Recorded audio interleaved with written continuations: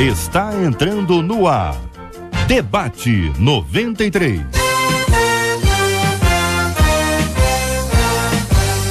Realização 93 FM. Apresentação J.R. Vargas. Alô, meu irmão, alô, minha irmã, aqui fala J.R. Vargas.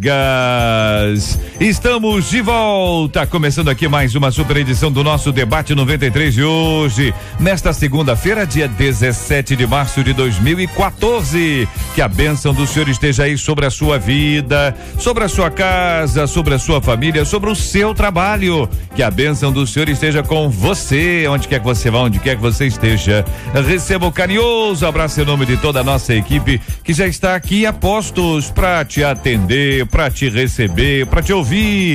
Você liga, você fala com o Debate 93. Fale com o Debate 93. 2461-0093. E-mail debate@radio93.com.br. Facebook Rádio 93 FM. Site www.radio93.com.br. Ouvinte dizendo: antes de me desviar, eu vivi uma vida de santidade e presenciei maravilhas do Senhor.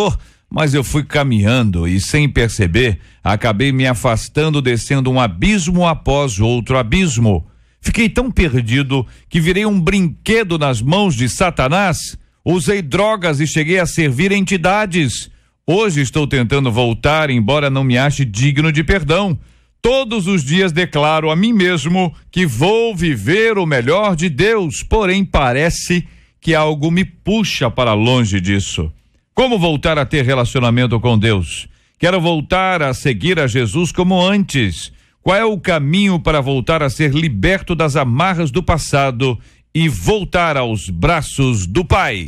Este é o Debate 93. com J.R. Vargas na 93 FM. Pastora Mônica Cristina, da Comunidade Evangélica Nova Unção em Coelho da Rocha, em São João de Meriti, está conosco no Debate 93 de hoje. Muito bom dia, seja bem-vinda. Destacou a frase: mas fui caminhando e sem perceber acabei me afastando, descendo um abismo após outro abismo. Por que o seu destaque? Bom dia, seja bem-vinda.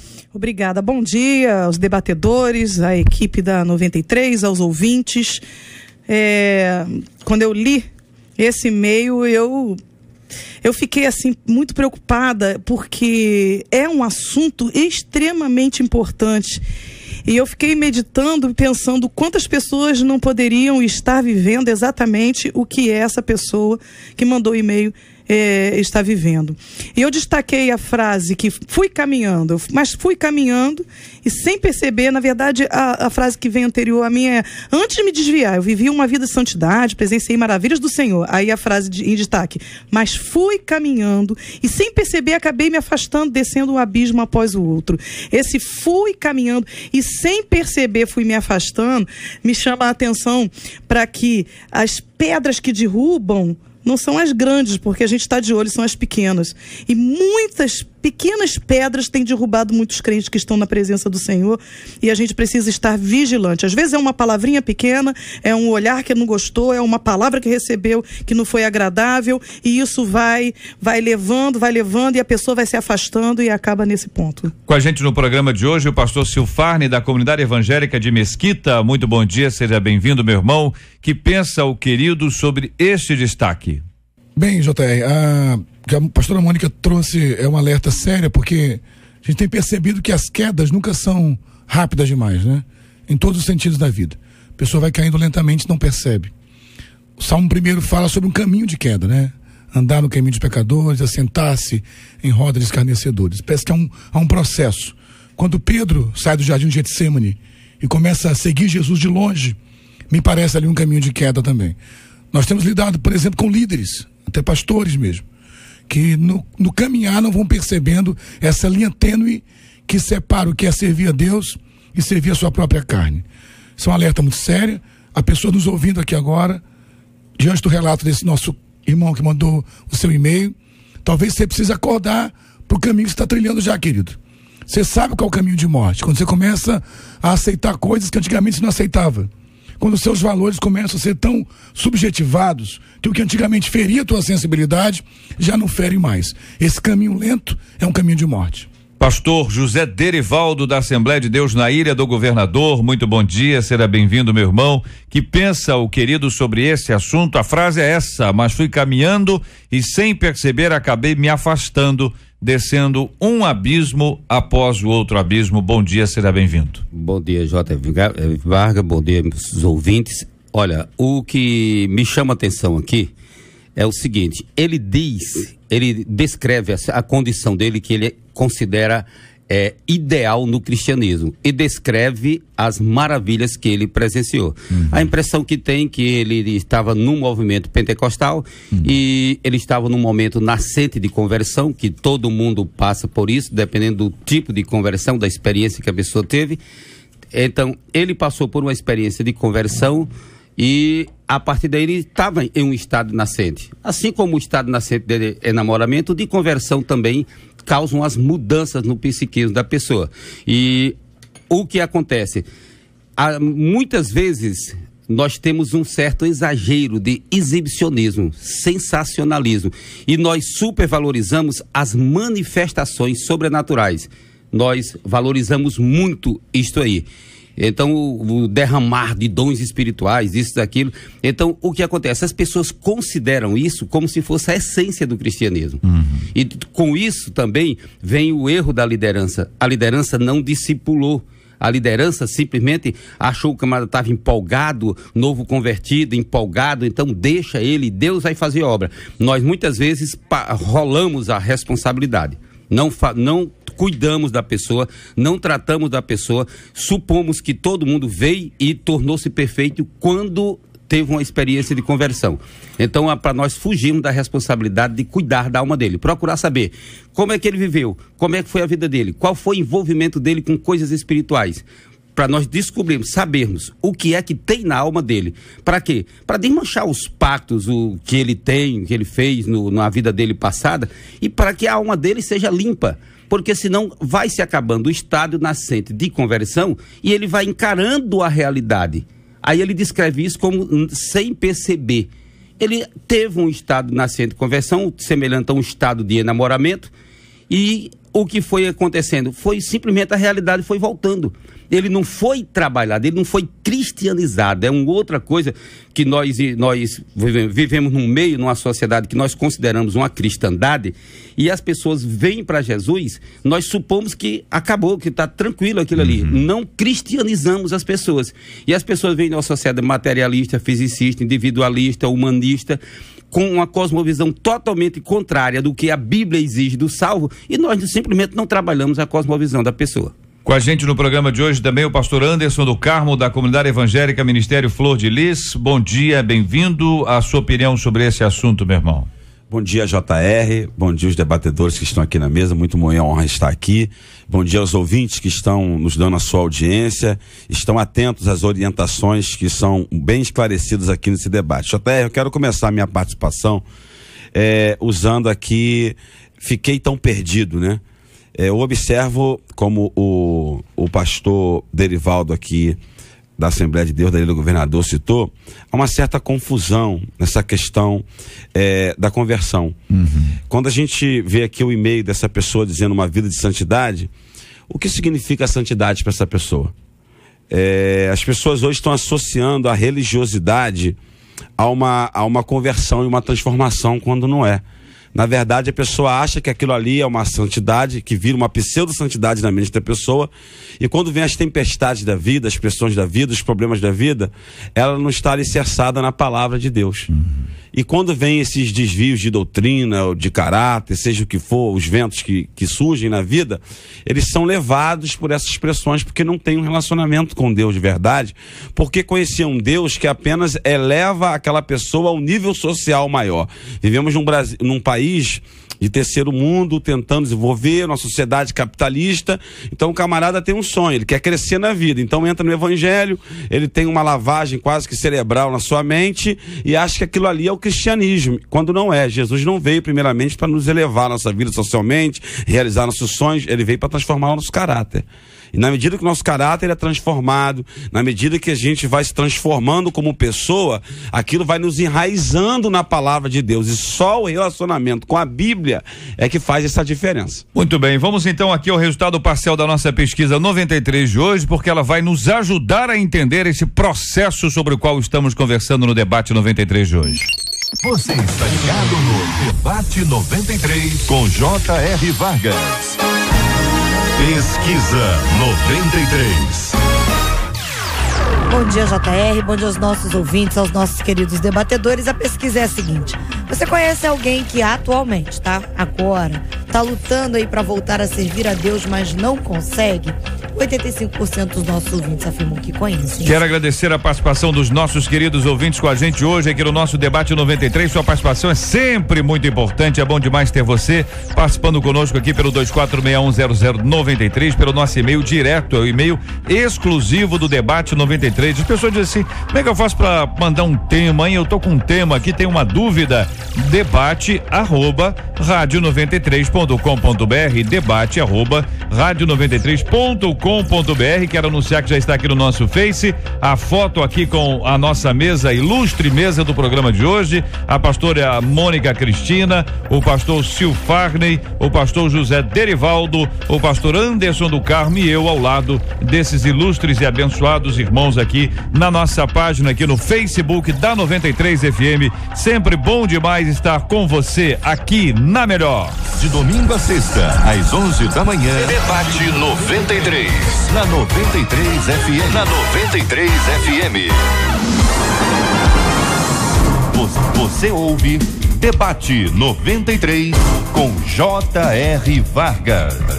Eu quero expor aos companheiros aqui, assim, todos os microfones estão absolutamente abertos para a nossa interação e a troca aqui com os nossos amados ouvintes, porque o nosso ouvinte, ele conta o seguinte: olha, eu fiquei desanimado, né? Diz aqui o ouvinte, ele foi caminhando, foi se afastando, foi para um abismo, aí diz na sequência: fiquei tão perdido que virei um brinquedo nas mãos de Satanás.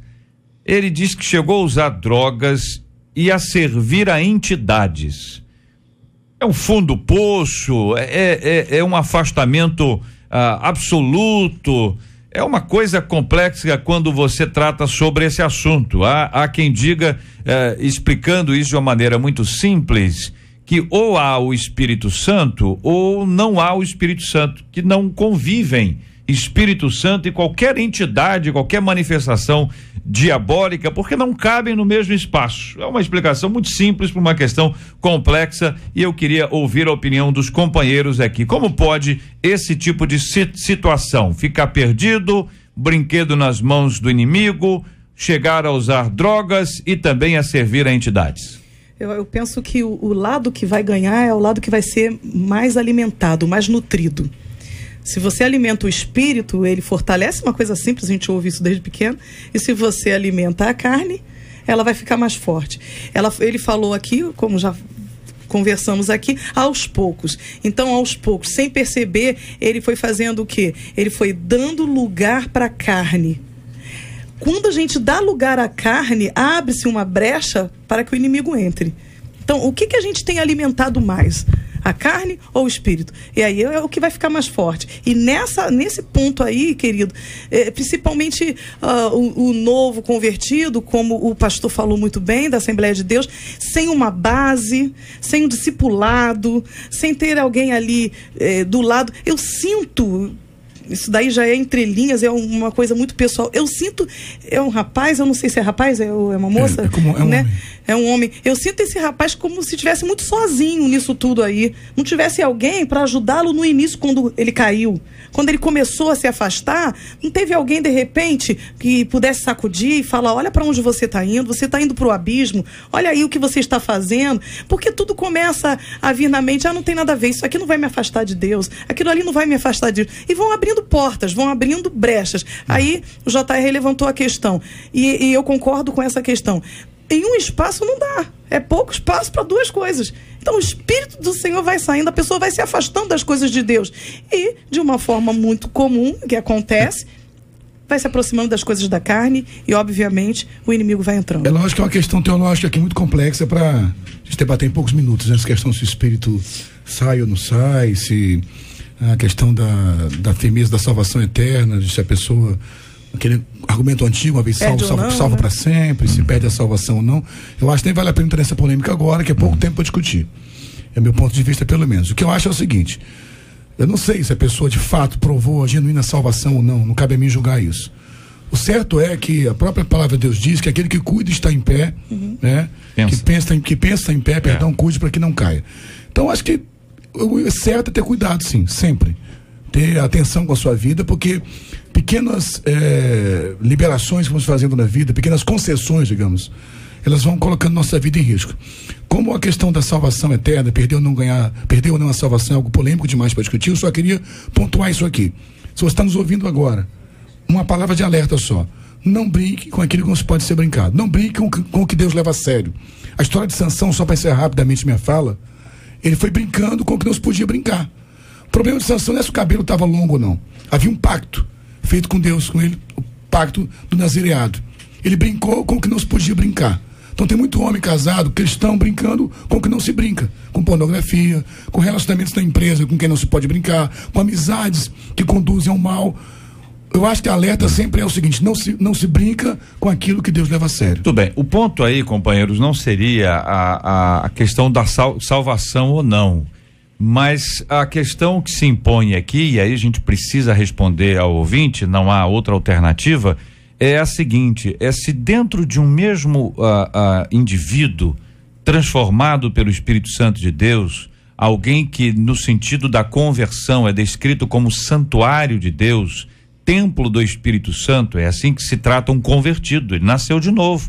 Ele só nasceu de novo por causa da ação do Espírito Santo. E aí a descrição é que ele é templo do Espírito Santo. Pode esse mesmo templo do Espírito Santo chegar neste nível, usar drogas e servir a entidades? A ideia de caber no mesmo espaço é essa, ou seja, o Espírito Santo está aqui, entidades também ocupam o mesmo espaço.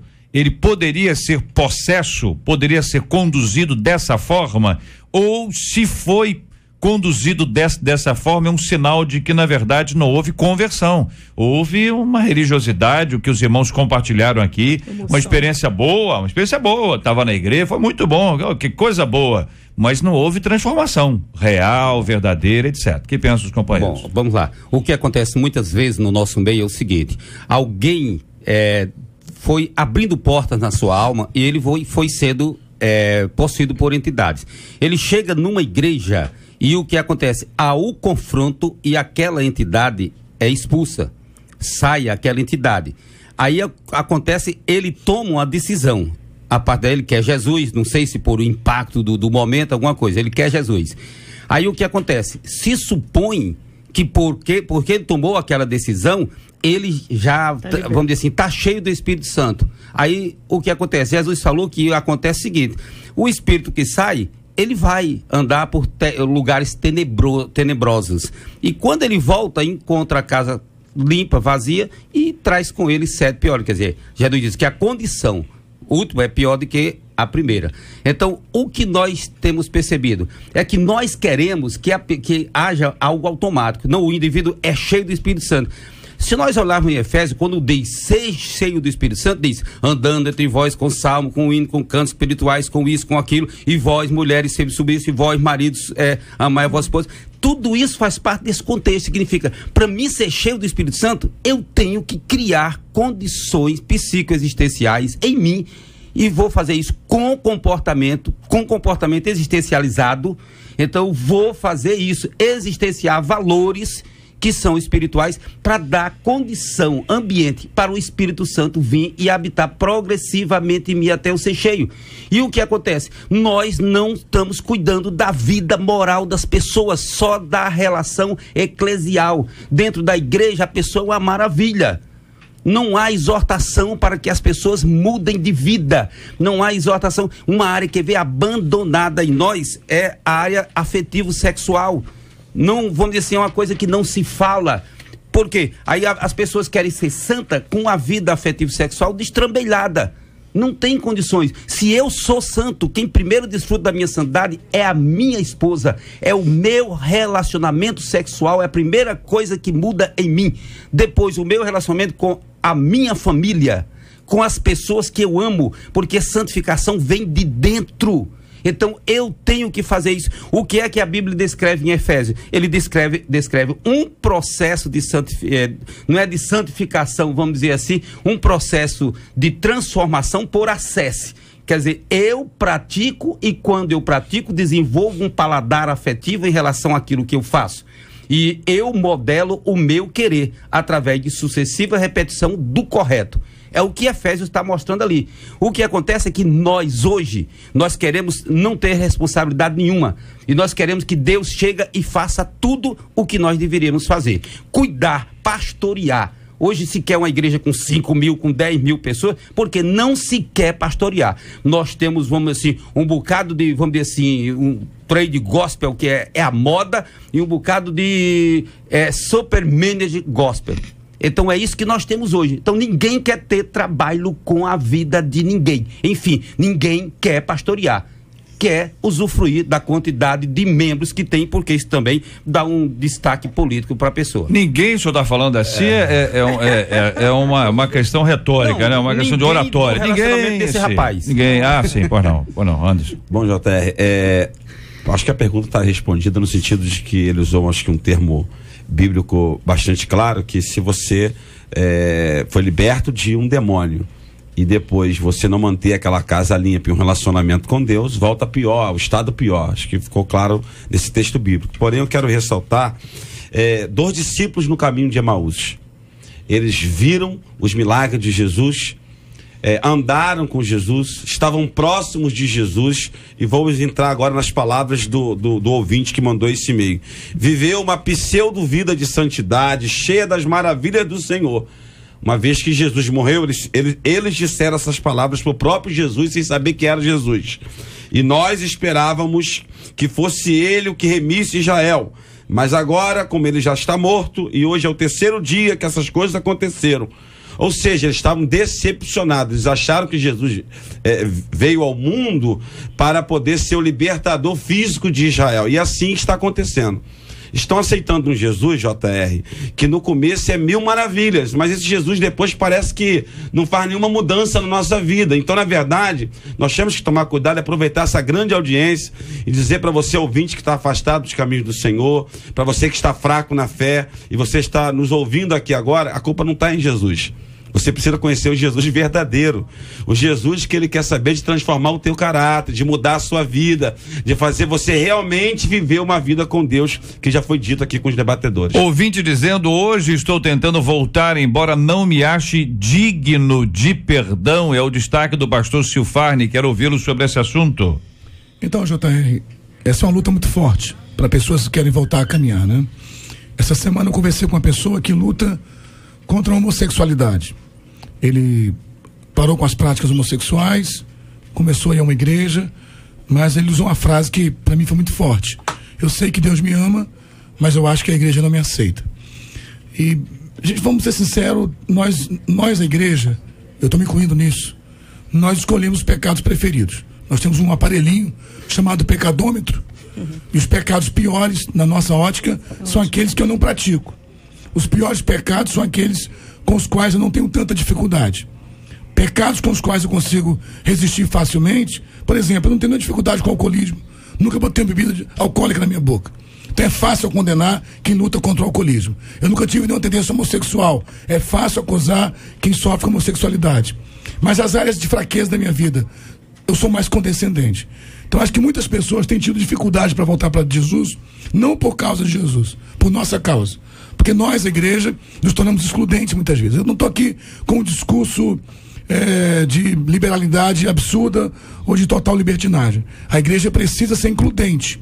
É quem trata a conversão é o Espírito Santo. E muitos dos nossos irmãos se afastaram.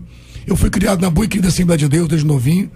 E vi muita gente se afastar porque cortou a franja do cabelo, porque jogava futebol escondido ou coisa parecida. Hoje a relação é outra. Mas, por exemplo, homossexuais. Nas nossas igrejas, por causa do estereótipo, por causa do trejeito, eles têm muita dificuldade de conviver conosco. A mesma dificuldade um adúltero não tem, porque não aparece. Dificuldade um mentiroso não tem. Um fofoqueiro não tem. Uma pessoa que aceita propina como advogado não tem. Um político corrupto não tem. Porque não são coisas que visualizamos facilmente. Então talvez a luta desse irmão seja a luta de outros irmãos nossos, que são irmãos, só estão afastados da comunhão. Eu quero que o Senhor ouça essa palavra, querido. Pela graça sois salvos. Isso não vem de vós, é dom de Deus, para que ninguém se glorie. Você nunca vai ser digno do perdão. O perdão é oferecido para quem não merece. O perdão é oferecido para os doentes e não para os sãos. Concordam, companheiros? Afirmativo. Com certeza. 100%. Muito bem. O ouvinte continua contando: todos os dias declaro a mim mesmo que vou viver o melhor de Deus, porém parece que algo me puxa para longe disso. Como voltar a ter relacionamento com Deus? Pergunta o nosso querido ouvinte. A Bíblia é clara, JR, que a palavra de Deus, ela é lâmpada para os nossos pés e luz para os nossos caminhos. Eu volto de novo nessa tecla inicial, que para ter um relacionamento com Deus, não é você sentir um calor na hora do culto, não é você resumir o evangelho de Cristo aquilo que você sente, não. O evangelho de Cristo é as boas novas, é a revelação de Deus, é o pão vivo que desceu do céu, é a palavra de Deus. Então quero dar um conselho a esse ouvinte e tantos os outros que estão na mesma condição. Leia a palavra, viva a palavra, pratique a palavra de Deus. A sua vida, ela vai mudar, ela vai ser transformada. E por mais que o mundo não está tentando só afastar você, não, está tentando afastar está tentando afastar todos aqueles que estão na presença de Deus. A nossa certeza, a nossa convicção vem pela Bíblia. Leia a Bíblia, conviva com a Bíblia. Esse é o meu conselho. Quero compartilhar com vocês o texto de Hebreus 6. A gente precisa responder. Hebreus 6, a partir do versículo 4. Vou ler aqui para o acompanhamento dos nossos amados ouvintes, estão nos acompanhando, nos ouvindo, mas não tem eventualmente em suas mãos uma Bíblia, ou no celular, ou no seu tablet. Então diz assim um texto: é impossível, pois, que aqueles que uma vez foram iluminados e provaram o dom celestial e se tornaram participantes do Espírito Santo e provaram a boa palavra de Deus e os poderes do mundo vindouro e caíram. Sim, é impossível outra vez renová-los para arrependimento, visto que de novo estão crucificando para si mesmos o Filho de Deus e expondo-o à ignomínia, porque a terra que absorve a chuva, que frequentemente cai sobre ela e produz erva útil para aqueles por quem é também cultivada, recebe bênção da parte de Deus. Mas se produz espinhos e abrolhos, é rejeitada, e perto está da maldição, e o seu fim é ser queimada. Quero ouvir a opinião dos companheiros no debate 93, já. Você ouve Debate 90. Vinheta não quer entrar. Por que, Vinheta, você não quer entrar? Fale com o Debate 93. Não quer entrar. Vinheta quer ouvir a resposta. Então vamos à resposta. O ouvinte quer ouvir a resposta. Gostei da vinheta hoje. Porque ela tá com pressa de ouvir. A vinheta tá com fome da palavra. Deixa eu me arriscar a falar o que eu penso sobre isso. Eu realmente creio que quem foi alcançado pela graça, é impossível cair dela. Estou sendo bem claro meu ponto de vista sobre isso. Porque o conceito de graça ainda é muito confuso para muitos de nós. Como nós falamos desde o começo aqui, para alguns ser alcançado pela graça é simplesmente mudar o comportamento numa religião. Está na igreja evangélica, você muda o comportamento, o linguajar, modo de vestir, modo de falar e por aí fora vai. A graça é um fenômeno muito maior do que esse. Alguém que realmente é alcançado e atingido pela graça, ele não suporta mais viver longe dela. Eu realmente creio que quem foi alcançado pela graça não a perde mais. Agora, só Deus de fato e a própria pessoa sabe se foi ou não alcançado pela graça. Nem sei se a própria pessoa sabe sempre, para ser sincero. Agora, eu acredito que a pessoa que foi alcançada pela graça, se der lugar ao diabo, ela pode ser oprimida por Satanás, não possessa. A opressão é complicado, mas eu creio que nós somos espírito, alma e corpo. O Espírito Santo habita no nosso espírito. A alma é o lugar onde residem as emoções. É um lugar muito fácil para Satanás trabalhar. Então, muito crente fiel a Deus é oprimido na alma, nas suas emoções. E devido à opressão na alma, ele pode se distanciar dos princípios de Deus. Não cabe a mim afirmar se ele vai não perder a sua vida eterna, mas que ele vai ter uma vida, mesmo tendo a promessa da graça, uma vida aquém do que ele poderia ter em Deus, com certeza, por estar oprimido por Satanás. Mas realmente eu creio que uma vez alcançado pela graça, de fato, você não perde mais essa graça. Aí o pastor falou num ponto bem é importante, uma vez alcançado de fato pela graça. E o que deixa assim muito confuso, né, até mesmo não só o novo convertido, mas como aquele que se acha convertido, é se ele foi alcançado pela graça ou não. Ou aquilo ali virou um hábito de estar na igreja, um costume. É muito bom, eu encontro meus amigos, eu sinto emocionalmente a presença de Deus, eu me arrepio, e é legal cantar louvores e levantar a mão. E a vida em Cristo, pela graça, não é só isso. Só completar uma coisa rápida de perdão. Só para deixar claro meu conceito aqui. Alguém que é alcançado pela graça não consegue mais pecar. Porque a graça o aflige tanto que ele não consegue mais viver uma vida de pecado. João diz que quem continua na prática do pecado não conhece a Deus e é filho do diabo.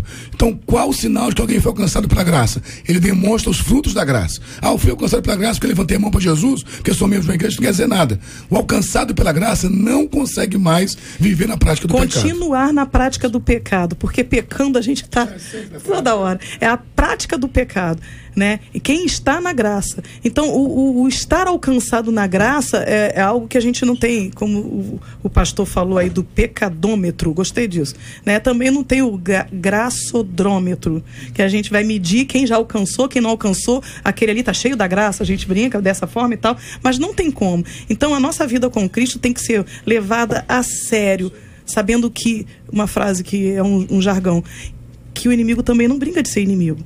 E quando ele pega pesado. Então a gente precisa estar. Esse rapaz aqui, ele despencou. Ele, saiu da igreja e foi para um espiritismo, digamos assim, de uma forma bem até grosseira, né? Então, aquele que foi alcançado verdadeiramente pela graça, ele crucifica a carne todos os dias. Voltando ao texto, a Epístola aos Hebreus, ela aborda um tema.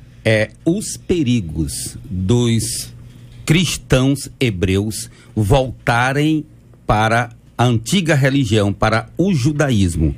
Então, por esse motivo, ela aborda dessa maneira, dizendo o seguinte: se você provou, você estava no judaísmo, tudo bem, aí você provou do novo caminho, você provou da graça de Deus, você provou o conjunto de manifestações, de sensações que dizem respeito à graça. Depois disso, aí você saiu, aí você voltou à sua religião. Lembrando que ele está falando para crentes hebreus que vieram do judaísmo. A pessoa saiu, voltou para a antiga religião.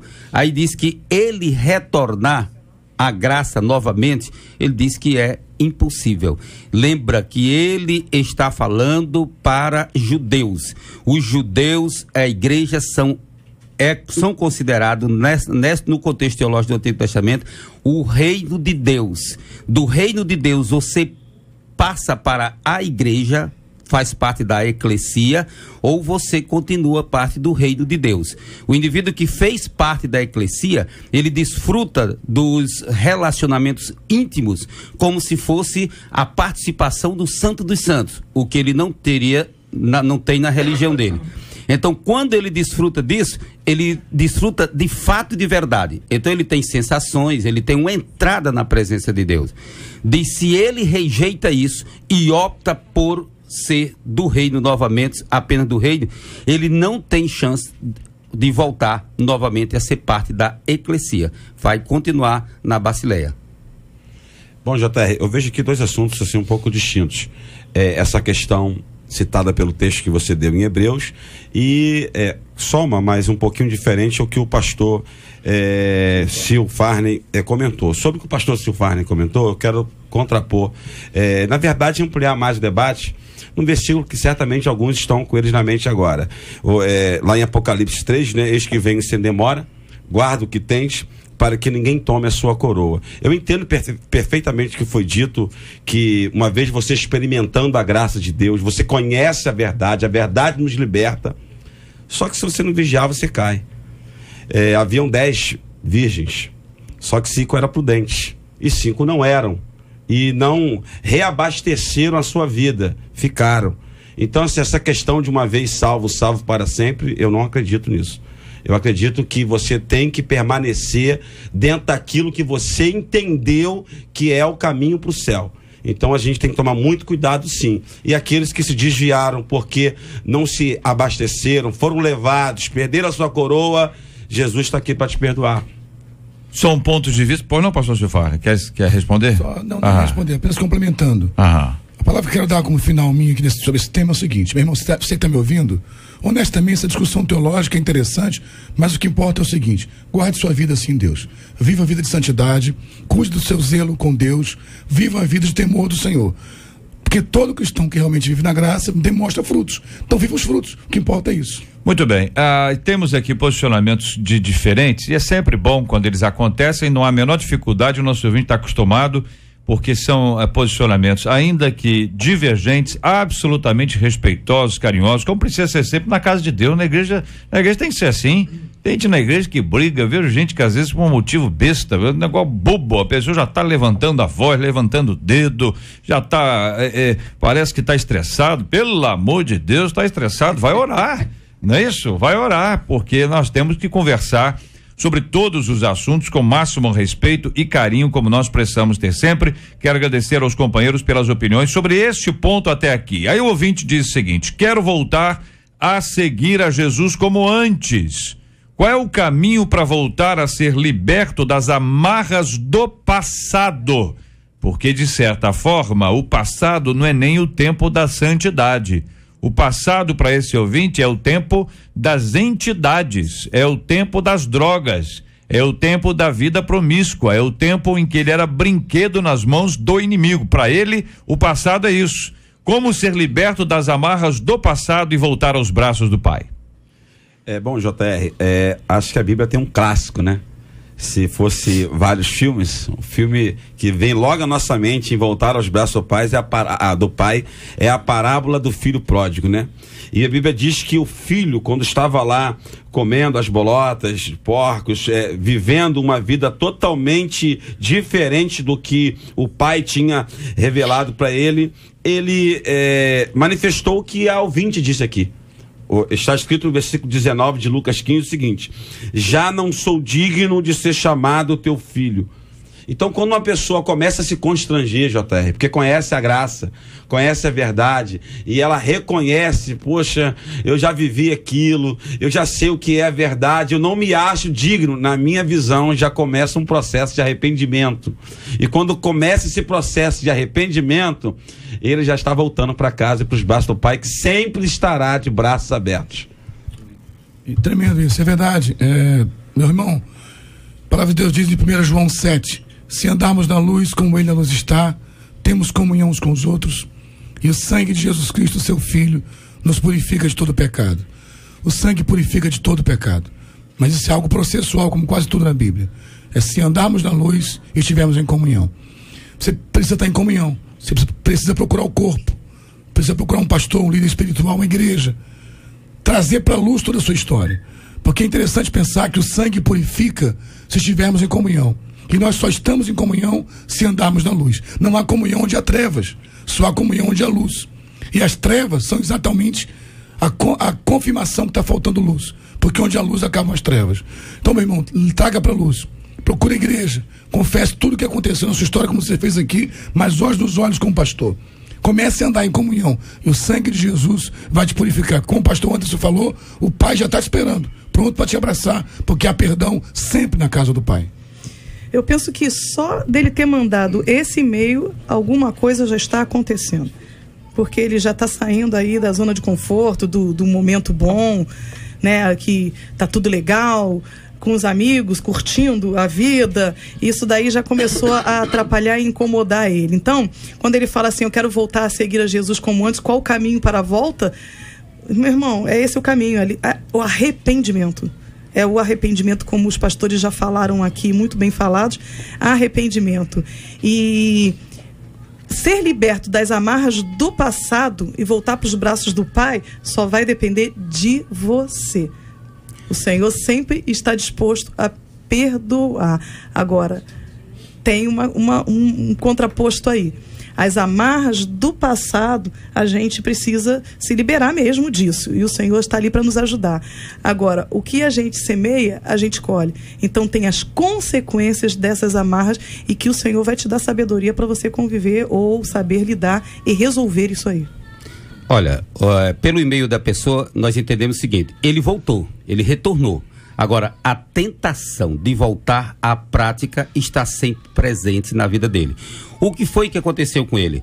Vamos fazer primeiro lembrar um aspecto. No aspecto espiritual, ele abriu portas na alma dele, janelas na alma dele, para trânsito do mundo espiritual. E os espíritos que possuem uma certa ressonância com ele, eles transitam normalmente por aquilo ali.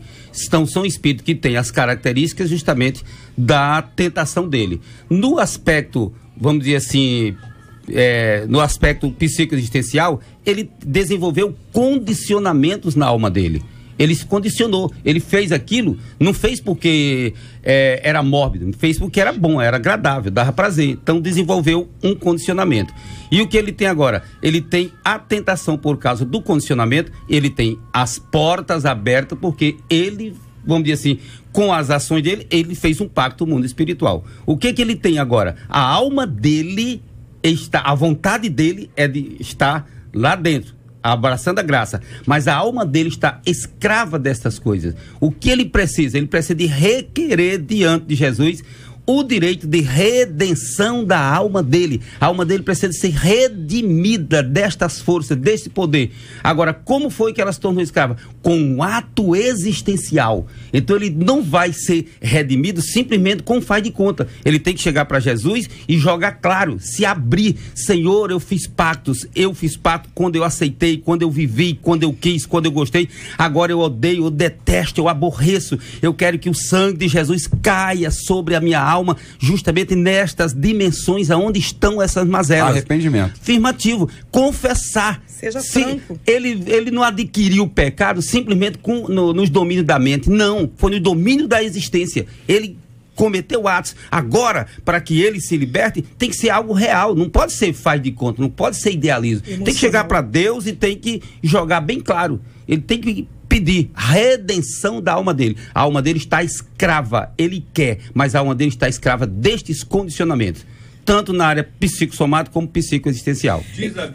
Diz a Bíblia, pela graça sois salvos mediante a fé, isso não vem de vós para que ninguém se glorie, não vem das obras, isso vem da ação de Deus sobre a nossa vida. Essa graça do Senhor que se revela na sua palavra, e essa graça do Senhor que é demonstrada em todos os seus aspectos pela ação do Senhor Jesus Cristo nas nossas vidas, esse evangelho que nos transforma, esse Espírito Santo de Deus que nos convence do pecado, da justiça e do juízo, essa história de redenção que corta toda a Bíblia e nós podemos percebê-la nas nossas vidas, faz com que nós possamos afirmar para esse ouvinte: você, querido ouvinte, a ação de Deus na sua vida já é real, já se percebe o movimento do Espírito Santo para transformar você. Experimente, desfrute dessa bênção integralmente, entregue-se plenamente ao nosso Deus e Pai e aproveite o privilégio de caminhar com tranquilidade na presença do Deus Altíssimo. Essa luta não é fácil, quem disse que seria? O problema é quando alguém resolve lutar essa luta sozinho. Se quiser lutar sozinho, já estará perdido. Mas quando a graça de Deus se manifesta, é porque o Senhor está ao nosso lado. Ele peleja por nós e nos ensina a lutar. Existe a participação divina e a participação humana, sempre sob a ação poderosa do Espírito Santo do nosso Deus e Pai.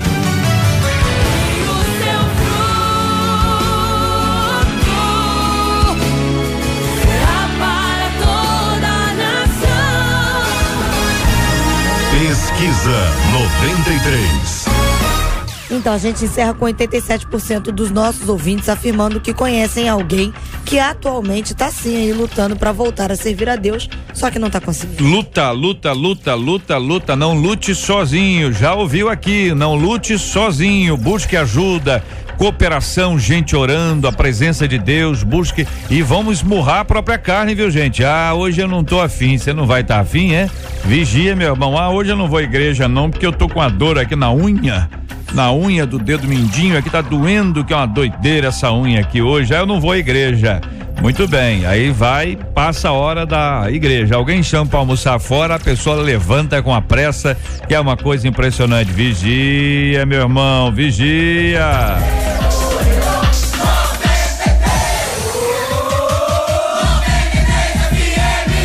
As notícias mais importantes da manhã no Debate 93. Os 3 policiais que participaram do socorro à auxiliar de limpeza Cláudia Ferreira, de 38 anos, ferida com um tiro durante uma operação na comunidade do Congonha, em Madureira, tiveram a prisão determinada pelo comandante do batalhão de Rocha Miranda. Durante o resgate, o corpo da mulher, que estava sendo levado no porta-malas da viatura, caiu no chão e foi arrastado, causando mais ferimentos. Segundo testemunhas, os PMs foram alertados da situação, mas não pararam o carro. Um inquérito policial foi aberto para apurar as circunstâncias. A venda e o consumo de drogas livremente assusta usuários dos trens. Na estação Tancredo Neves, em Santa Cruz, jovens oferecem cocaína ao preço de R$5 a R$10 em plena luz do dia. A entrega é ali mesmo, no melhor estilo pagou-levou. Segundo passageiros, o esquema funciona há pelo menos 8 anos, sem nenhuma intervenção do poder público. A Secretaria de Educação do Distrito Federal informou que vai investigar como o uniforme escolar que trazia a palavra ensino, escrita com C ao invés de S, foi entregue a um estudante do Centro de Ensino Médio de Brasilândia. De acordo com o governo local, a camiseta não foi produzida pela Fábrica Social, entidade responsável pela confecção das peças. A suspeita é de que a roupa tenha sido falsificada. Quero ver o opinião dos companheiros aqui no nosso debate 93 de hoje, o pastor Derivaldo. Esse assunto que envolve a polícia, esses 3 policiais que participaram de um socorro. Que socorro é esse, hein? O grande problema é por que prestar socorro num carro da polícia? Se o socorro exige qualquer acidentado, qualquer ferido, exige determinados cuidados que tem que ter um especialista. E outra coisa, carro da polícia para prestar socorro, para socorrer ferido, então eu acho que houve erro aí nesse caso aí. Colocaram a menina no porta-mala do carro. E outra coisa também, o outro problema é o enfoque que a imprensa dá. Os policiais não podem ser interpretados que eles, de boa vontade, na falta de um socorro, para não deixar morrer, eles estavam levando. Mas aí caiu, sim, aconteceu algum acidente, sei lá o que aconteceu. A questão que nós vemos aí é que há o perigo mais ainda da perda de plausibilidade do Estado, representado nesse caso aí pela força policial, porque quem ganharia então com a notícia veiculada dessa maneira? Então nós já temos problemas sérios com as nossas instituições, e o modo como se aborda os acontecimentos não resolve a situação. Olha, joga o povo contra o Estado. A Cláudia é 38 anos, ferida com um tiro durante uma operação na comunidade do Congonha, em Madureira. Ela foi socorrida, aí foi colocada no porta-malas. É a notícia que a gente tem, né? A informação que a gente tem. Não tava lá, eu não vi, mas a informação que tem é essa aqui, né? Que foi colocada no porta-malas, aí ela caiu no chão, foi arrastada. A população avisou, olha aí, caiu no chão e tal, e segundo a notícia, não sei, acho que não estava amarrada não, a pessoa tá amarrada, acho que ela estava bem soltinha. Pastor Anderson. JR, seguindo aqui a linha de pensamento do meu companheiro, eu quero só também ressaltar em que condições os nossos policiais estão trabalhando, né? Normalmente há uma certa revolta da população e cai sempre na conta do PM. Mal a gente às vezes entende em que condições esses PMs estão trabalhando. Primeiro que não era função deles socorrer, né? Só pra gente deixar claro isso.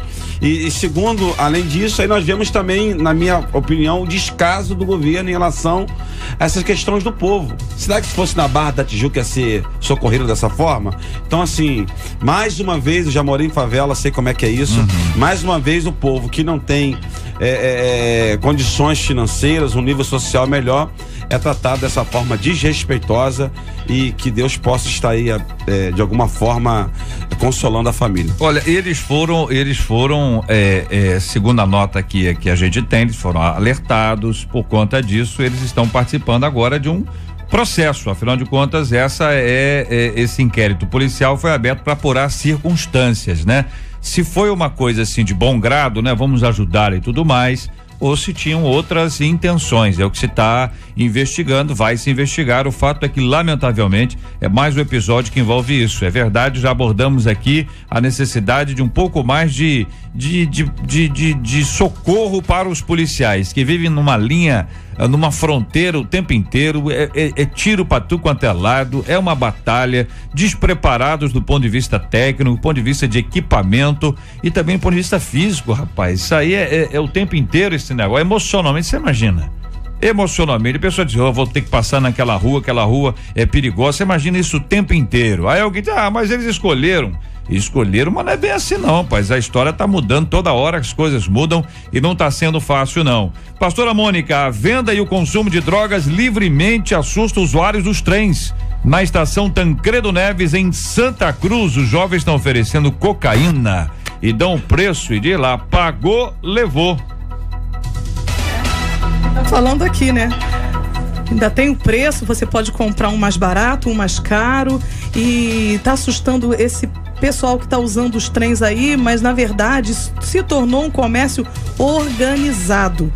Nas ruas, nas praças, portas de escola, esse comércio tem crescido de uma forma assustadora. E a gente vê aqui que a intervenção do poder público é zero. Nenhuma intervenção. Então é uma falha, é um desrespeito, é um descaso para o cidadão que sai de manhã, vai trabalhar, uma pessoa responsável, e se depara com essa situação aí. O poder público tem que dar um jeito. Olha, o jornal O Dia esteve lá e fez uma matéria sobre esse assunto ao meio-dia, à luz do dia. Meio-dia é luz, é muita luz, hein? Meio-dia é muita luz, hein? Luz. E ainda que na presença dos seguranças da Supervia, este tipo de comércio estava acontecendo.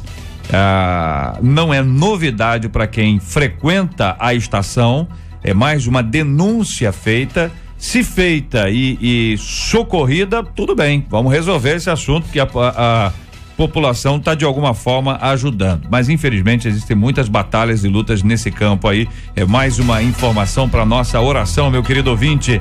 Pastor Silfarney, e o ensino com letra C, hein? Lá na região de Brasilândia, no Distrito Federal, a Secretaria de Educação do Distrito Federal vai investigar. Estão achando que isso foi uma roupa falsificada com C. Falsificada com C. Deve ser, hein? Deve ser, sabe por quê? Porque a Brasilândia de lá é com Z, sabia disso? Se a Brasilândia de lá é com Z, por que o ensino não pode ser com C, né? Então aí a Brasilândia de lá, a Brasilândia daqui é com S, a Brasilândia de São Gonçalo é com S, a Brasilândia de Brasília é com Z, Brasilândia. Olha, eu vou te contar, se essa notícia fosse uma parábola, então uma ilustração, a gente ia falar que tá muito forçada, porque Secretaria de Educação do Distrito Federal, num lugar chamado Brasilândia com Z, logo a palavra ensino ser com C, parece até que é intencional, parece uma parábola montada para alertar. Quiçá, pelo menos a gente olha para uma parábola. E a frase final, a suspeita é de que a roupa tenha sido falsificada. A pergunta é, o que é falsificado? A roupa ou o sistema educacional desse país? Você pega uma escola que não tem mobiliário necessário, professores mal remunerados, desrespeitados. Porque a gente vê a sala de aula hoje, eu vou ter que estudar, estou em sala de aula novamente, mesmo no ensino universitário. Todo mundo acompanhou o que houve com a Universidade Gama Filho, universidade aqui no Rio de Janeiro.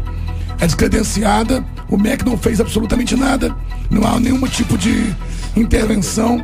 A educação é tratada como um brinquedo, falsificada. Falsificado é o sistema educacional desse país. Que sai isso mude, nós temos esperança nisso sim, cremos em mudança, porque sem mudar a educação não há mudança genuína no país. Curiosíssimo aqui é o seguinte, que a camisa ela tem uma gola vermelha, e até aí problema nenhum, né? Qual a cor dela? Hein? Descobre aí a cor. A gola vermelha e o símbolo do Estádio Nacional. O Estádio Nacional, o Estádio Brasília, aquele estádio bilionário, aquela conta toda. Então deve ser por isso que não deu, entendeu? Pra imprimir certo. Mas o estádio milionário pode ser feito em muitos hospitais aqui, muitas escolas, mas também. Devia ter sido feito, até escola mesmo, para esse camarada poder estudar. Agora, essas coisas podem acontecer. Não sei se vocês sabem que o Capitão Asa, lá de 1519, na época do pastor Silfário, o Silfário viu muito, brincou muito com o Capitão Asa, queria subir e tal, entendeu? No helicóptero, passear com ele, etc. O Capitão Asa, ele apareceu na televisão pela primeira vez com Z. E a ideia original era asa de asa, né? Asa, A-S-A. Mas aí alguém errou. E no Brasil, como em outros cantos do mundo, a pessoa não pede desculpa, ela arruma justificativa. Aí colocar, dizer, não, é em homenagem ao comandante Azambuja, da nossa querida aeronáutica brasileira. Isso é o que diz a história da televisão. Vamos ver se é isso aí mesmo. Bom, deixa pra lá, hein? Camisa branca. Agora, só para implicar mais, o símbolo do estádio ficou que cor? É só para implicar. Quero agradecer aos companheiros aqui a participação da opinião de todos. As notícias mais importantes da manhã no Debate 93. Estamos juntos no Debate 93. A única coisa com que meu marido se importa, sabe o que é, companheiro? Vou ouvir a opinião dos companheiros aqui. Eu ouvi dizendo, a única coisa com que meu marido se importa é... O que vocês acham? Eu quero ouvir vocês. Sexo. Hã? Futebol. Sexo, futebol. Pode falar, pega o microfone. Aí Deus vai revelar, né? Porque é difícil, né? A única coisa com que meu marido se importa é o umbigo dele, meus irmãos. Vocês pensaram o quê? Pelo amor, vocês estão demais, hein? Prioridade pra ele é só o que o interessa. Tudo que diz respeito a mim fica em segundo plano. É incrível como ele pensa e age como se o mundo girasse em favor dele. Eu não aguento mais isso. Não suporto viver ao lado de alguém tão egoísta. Existe cura para egoísmo, gente? Como mostrar a uma pessoa que ela não é o centro do universo? Um casamento sobrevive ao egoísmo de um dos cônjuges. Como vencer meus impulsos egocêntricos? Pergunta uma de nossas queridas ouvintes.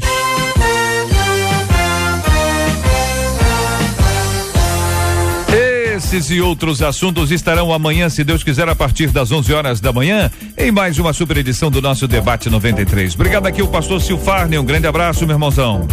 Obrigado, JR, um abraço à comunidade evangélica de Mesquita. Vocês sabem que eu tô sem voz, né, da igreja. Ontem de manhã à noite o negócio foi bem pentecostal mesmo. Deus abençoe vocês. Um beijo pra minha querida esposa Patrícia, pra Neide, minha auxiliar lá em casa e meu filho Aleph. Muito obrigado, pastora Mônica. Deus abençoe sempre. Amém. Eu que agradeço.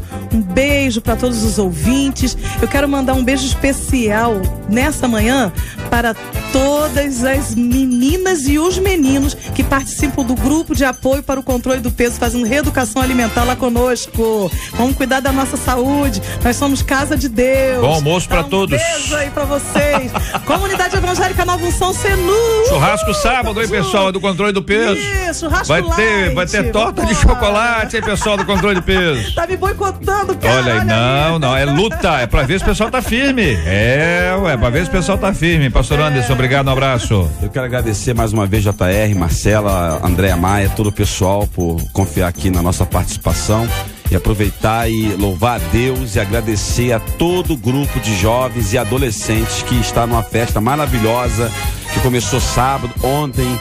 Foi espetacular o que aconteceu, encerra hoje ali no Ministério Flor de Lis. Um abraço para toda a juventude. Pastora Flor de Lis, parabéns, o trabalho tá lindo lá dos adolescentes. Pastor José Derivaldo, obrigado, um abraço, querido. Obrigado também a toda a equipe aqui da 93 FM e um abraço para todos os meus irmãos lá na Ilha do Governador, com certeza estão nos ouvindo. Bênção por isso, obrigado aqui a toda a nossa equipe, a Marcela Bastos, Luciana Vasconcelos, Letícia Roseno, Fabiano Fernandes, ouvintes, Jair Cardoso, Juliano Medeiros, Lucas Cruz, Vanessa Rodrigues, a nossa Cátia Regina, a popularíssima Catita. Voltamos amanhã, se Deus quiser, a partir das 11 horas da manhã para mais uma super edição do nosso Debate 93. Vamos orar juntos? Vamos pedir aqui a pastora Mônica apresentando o tema de hoje, diante de Deus em oração, assim como nós vamos orar carinhosamente pela cura dos enfermos e consolo dos enlutados, em nome de Jesus.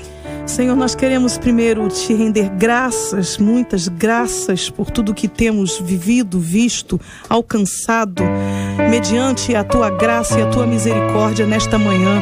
Nós queremos nesse momento colocar, ó Deus, em tuas mãos todos os pedidos que já foram feitos, até mesmo de uma forma em debate aqui, ó Deus, com todos esses pastores. Mas queremos te pedir algo especial nessa manhã por aqueles que estão tentando voltar para os seus caminhos e estão tendo dificuldades. Assim como esse, ó Deus, esse ouvinte que mandou esse e-mail. Muitos outros estão vivendo a mesma situação. Nós te pedimos, ó Deus, que o Senhor continue com as tuas mãos e colocando pessoas competentes, pessoas realmente transformadas, ó Deus, para ajudá-los, ó Deus.